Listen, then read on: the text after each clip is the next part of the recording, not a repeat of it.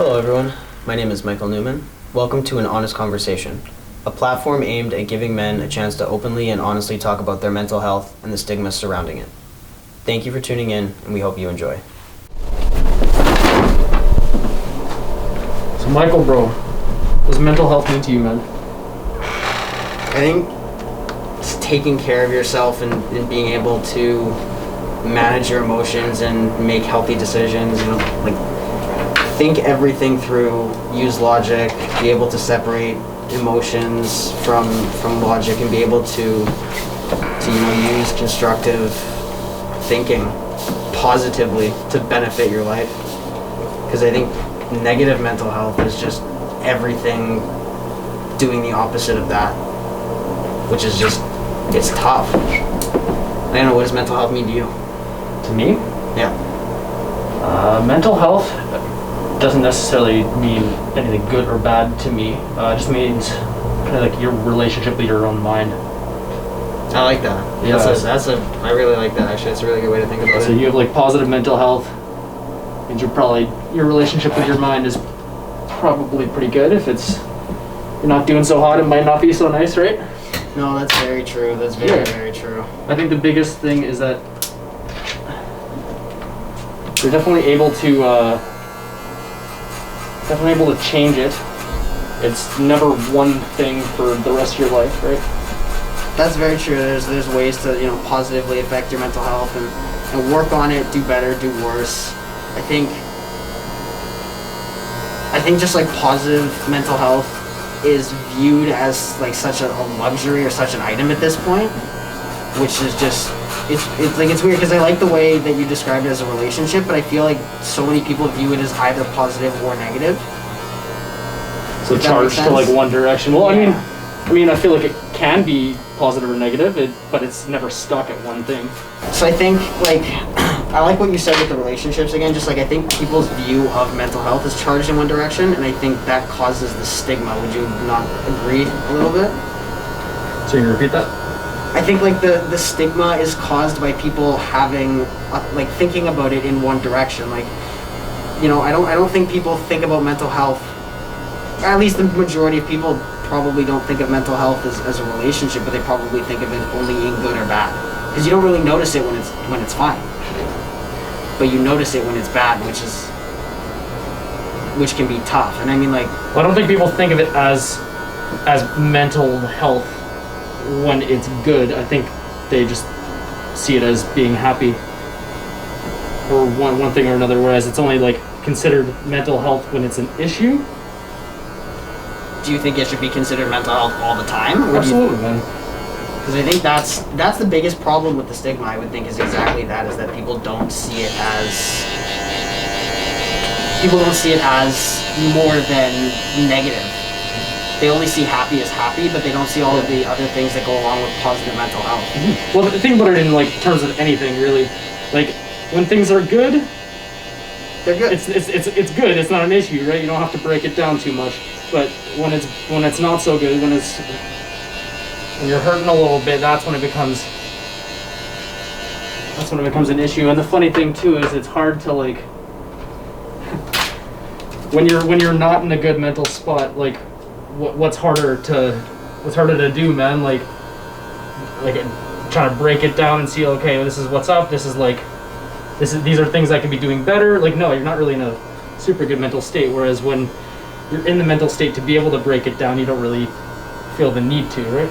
Right, and that's what I was talking about, when I said mental health to me was being able to break it down and use that logic, use those decisions. But I think that is something that's only associated with positive mental health, because you're right, you're not, when you're in a poor state, you're not necessarily thinking the most rationally. I think that's also a huge issue that affects men, is that when we get to that point, we just don't speak out about it. No, that's true, man. It's less of a a community thing, or less of a, less of a social thing. It's more deal with this by myself. Let's get back to normal. Right, I view, I see, at least my sister, she tells her friends how she feels all the time. But, I don't just go to my friends and I'm yo, I'm not having a good day. They'd be okay, Or maybe they wouldn't. Who knows? I guess they would have to do that to find out. But I feel as though it would just be weirder for me to go to my friends and say, you know, guys, I'm having a bad day. Can we talk about it? Even though it's the healthy thing to do. Yeah. Do you feel like, why do you feel that's weird? I think part of it is just like that masculinity that everybody is, or men typically are raised with. Like, I don't want to say I blame it entirely on this, but I play a part of it to sports growing up, where especially like hockey, it's always like suck it up or move on or play hurt, and you know, you see with the NHL, which is coming out with a lot of discussions about that right now, which is great. But I think a lot of that is just being around all of those guys who are competing and are all in that high competitive state, and they go, we're just going to play through it, we're going to suck it up. Like, nobody ever, I don't remember as a kid being told, you know, go talk about how you feel. Nobody really considered that aspect of, I guess, emotions that I can remember. I think for me, my individual family unit, so like my mom, my dad, my brother, it was always kind of, it was kind of the opposite actually. It was like, okay, let's, like, talking about things that are going on in your life is not a bad thing at all. Whereas I found the harder thing was like going through like middle school, high school. That's where it starts to get a little bit more rough. In that regard, where you don't want to share as much.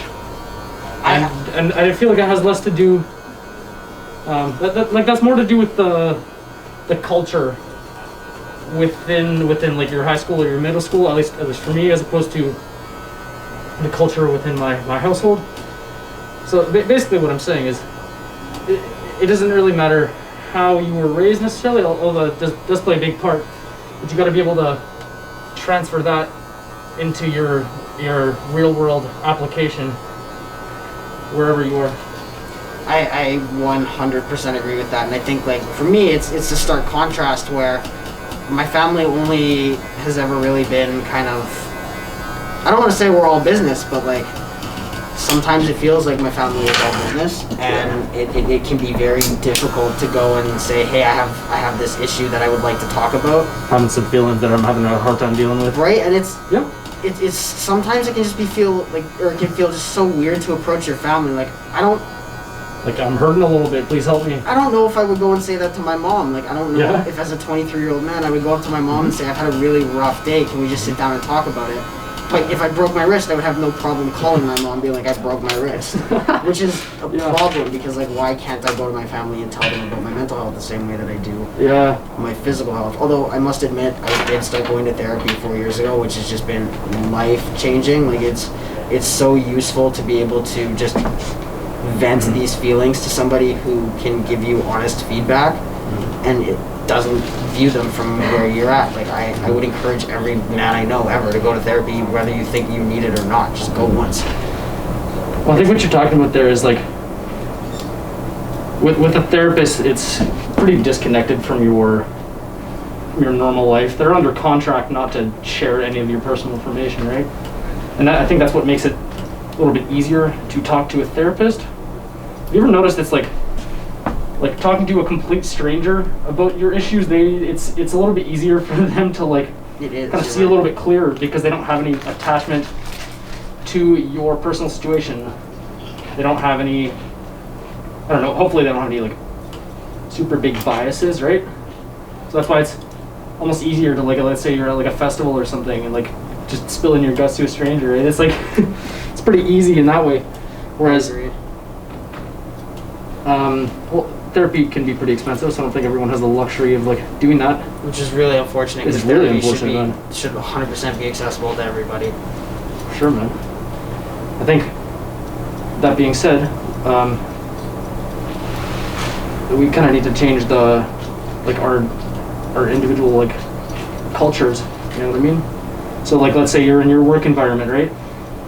If it's a culture within your work environment where people don't really talk about that kind of stuff, man, slowly but surely, man, just, like, put that idea out there, right? Just talk about it, make it so everybody feels comfortable. I agree with sure, that. man. And, like, I've seen that in a couple of workplaces. Like, working in the restaurant industry, we hear a lot of people talk about problems or you know, their life stuff, and very quickly, once like if you go say work at a new restaurant, once you start working with that staff for basically more than a week, somebody's going to say something, and all of a sudden you're just going to start sharing your problems with them. You don't necessarily know these people, they're strangers, but somebody puts it out there and everyone's like, somebody put it out there, we can talk about it, it's free game. Like, it feels like somebody has to almost break the ice with it. Yeah, absolutely. And I guess I find a lot of men have a hard time being vulnerable.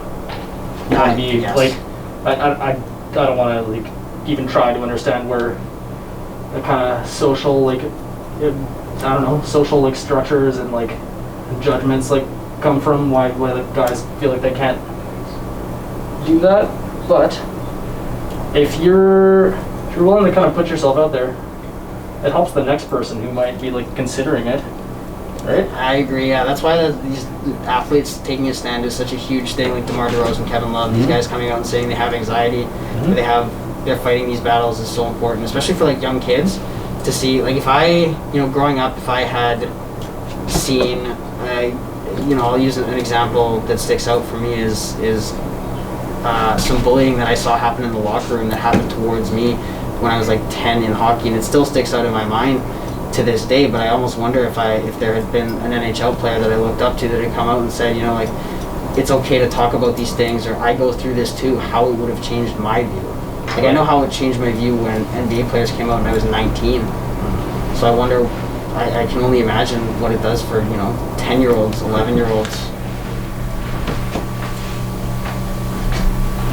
Like being vulnerable, opening up to like show other people that you can be vulnerable, because I personally struggle so much with that. Like I have such a hard time opening up to somebody. And I don't know why, it's not a fear of judgment, because there's only so many opinions that truly are going to make a difference in my life. Yeah. But I mean, other people are not like that though. So like some people are emotional sponges, right? They soak up like whatever's around them.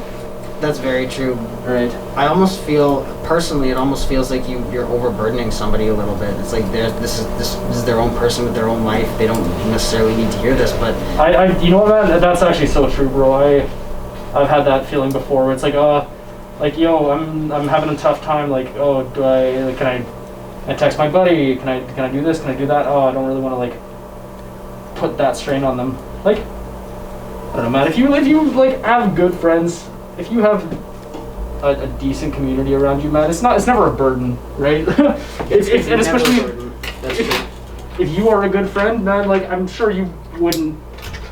No, you wouldn't care. You wouldn't mind doing that for one of your friends, man. I know you.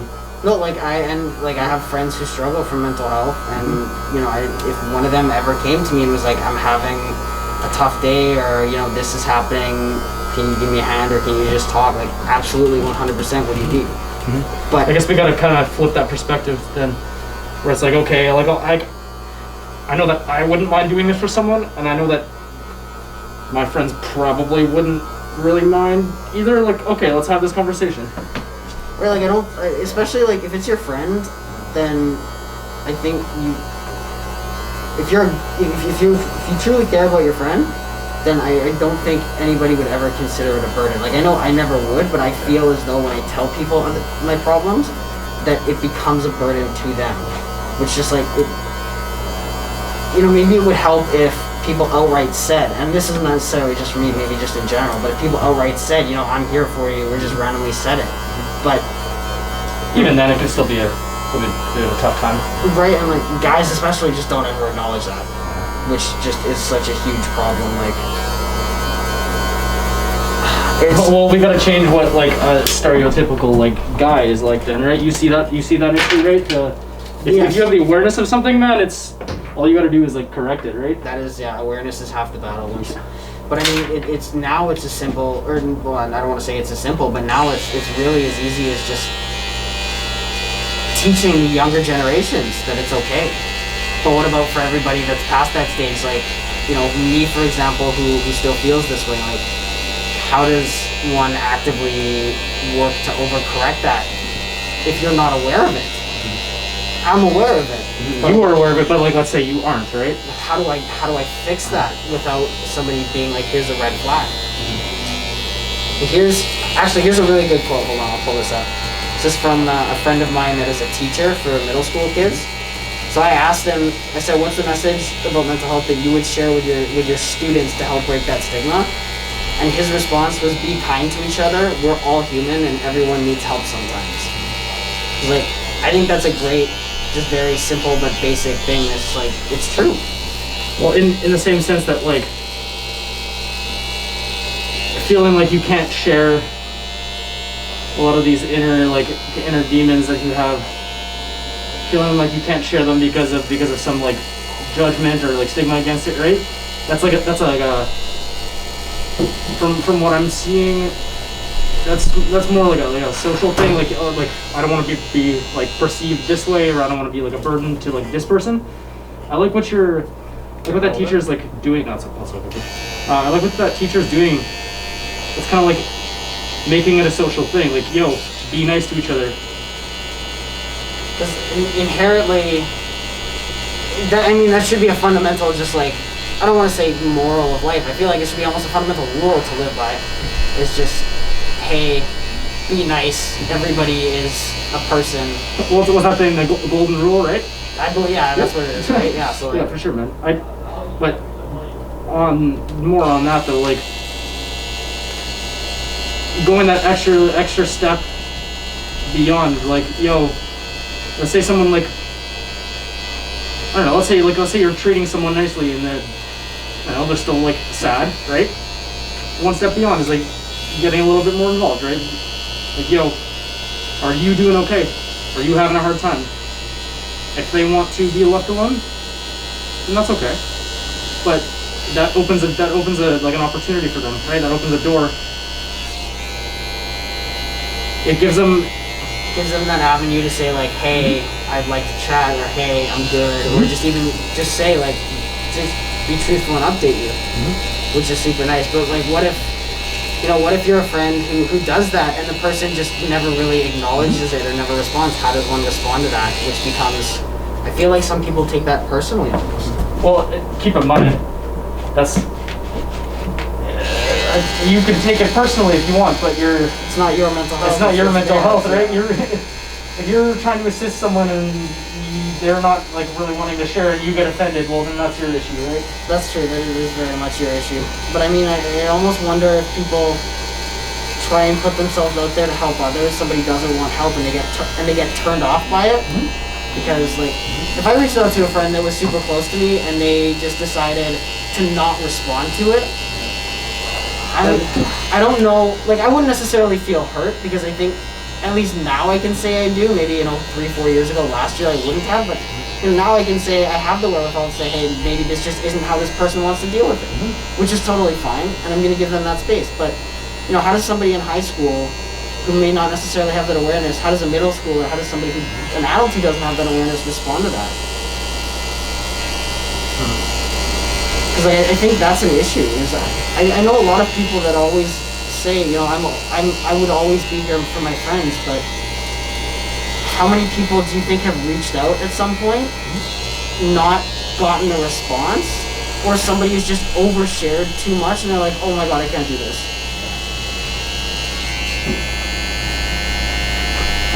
There's just so many things that surround the men's mental health stigma that I don't like.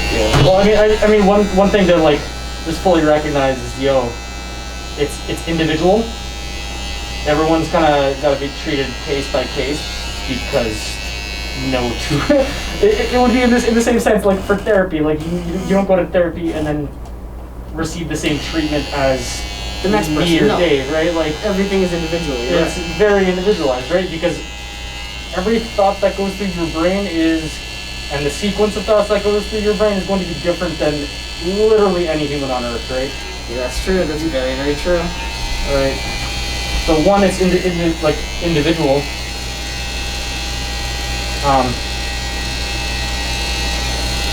Two, you do what you can, right? Not everyone's in a place to listen.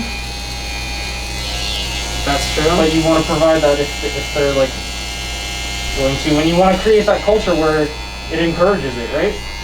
I think just like lending that open ear is just so important. I want to be able to say like, that should be another fundamental rule, is like just be willing to listen to, or not a fundamental rule, but like such an important thing that surrounds mental health is like just give people the space to listen. I think like venting is very underrated, especially for guys. Like I don't like that word, bro. Well, I mean, but just like get something off your chest. Yeah, like and it's somehow cathartically, whether it be yelling, whether it be writing them out, your emotions out, and never sending a letter, whether it be typing it out and burning that thing that you type out, whatever it is, like somehow just releasing that, just getting it in external, a cathartic way is just so important. I think. Yeah. Like I wonder if there's an approach to mental health that says, hey, if you feel upset, acknowledge it and try and do something cathartic to help you alleviate that stress. Like maybe cathartic, bro. Explain that word to me. Cathartic is like releasing. I don't want to say like built up negative stress or energy, but kind of that, where it's you release your negative emotions in a healthy, productive way. Okay. So for me, if I have an angry day, I'll go work out because that's a good way for me to do it. Very good way. I know a lot of people will like go on runs. So there's a ton of stuff that you can do. But I mean, like that all comes down to how do you take care of your mental health? Like how do you, Didier, take care of your mental health? Me? First off, I notice when my mental health is poor, I tend to withdraw. I don't hang out with my friends. I don't do this. I don't do that. Right? I just kind of withdraw into myself. Do you notice it when it happens? Yes, 100%. I'll notice it over. It might not be the. Like a light bulb moment. It might not be like okay, this is what's happening right now. I'm like, no, man. It might not be like that. But you'll notice it after like maybe a couple days. You're like, oh, something's off. Here's like a trigger for this, right? Like, noticing like warning signs like that. Do you ever find that you openly ignore your triggers? Oh yes. You recognize something that's and you're like, many nah, times. that's not happening. Yeah, that's not relating to me like as a man. No. But yes, 100%, man. I've had it before where it's like, hey, we're giving up today, right? Like, I mean, everybody has those days. Yeah, of course, man, of course. I'm excited to look like a 12-year-old again. Yeah. All right, man. Ready to go? Absolutely. Yeah. Let's Fu Manchu it up, or whatever kind of mustache you want to do. Whatever dealer's choice is today.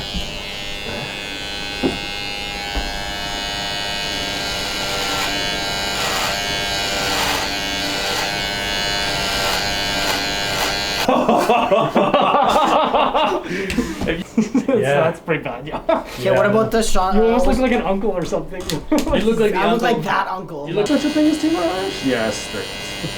But on another side note, like what would you say is something that other people could do to better help you with your mental health? Yeah. Okay. Well, keep in mind, everything is super individual, right? So what works for me might not work for someone else, but for me specifically, okay. Well, like I said before, I kind of tend to withdraw when I'm feeling down and out. But if your friends push you a lot to hang out, does that help? Or does it sometimes make giving it me worse? the choice helps. Giving me the choice. Right. Thanks everyone for tuning in. Just because the video is over doesn't mean the conversation is over. For more resources and how to help, visit Movember.ca and visit the link in the description to donate. Thanks for tuning in, and we hope to see you next week.